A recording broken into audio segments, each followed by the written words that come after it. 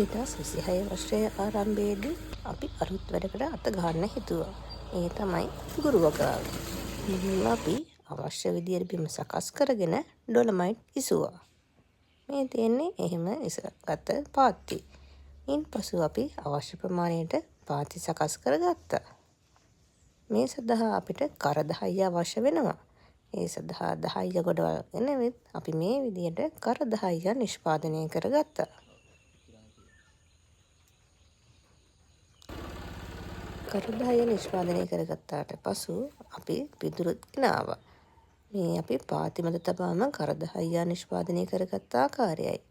අවශ්‍ය පරතරයන් මත තබා අපි පැලසිරවන්න වලවල් සකස් කරගත්තා. අපි දෙවෙනි දවසටත් පිදුරු එකතු කරගත්තා. බීජකුරු ග්‍රෑම් 30 වගේ ප්‍රමාණවලට කපා ගන්න ඕනි.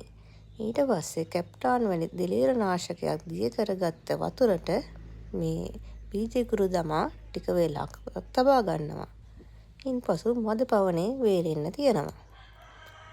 අපේ වලවල් වලට මඩ පොහොර TSP වැනි පොහොර වලින් කුඩා ප්‍රමාණයක් එකතු කරගෙන ඒ මත බීජකුරු තබාගෙන වලවල් වසා ගන්නවා.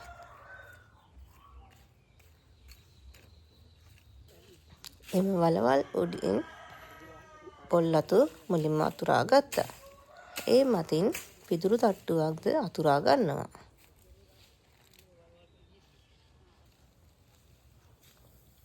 මේ ආකාරයට සිටවාගත් පාත්ති මාසයකට විතර කාලයකට පස්සේ අපිට කුඩා අංකුර වැනි පැල බලා ගන්න පුළුවන් වුණා. මේ දවස්වල වර්ෂාපතනයේ අඩුවක් නම් තියෙනවා. ඉදිරියේදී අප්‍රේල් වර්ෂාපතනයත් එක්ක මේ සඳහා අවශ්‍ය ජලය ලැබේවි.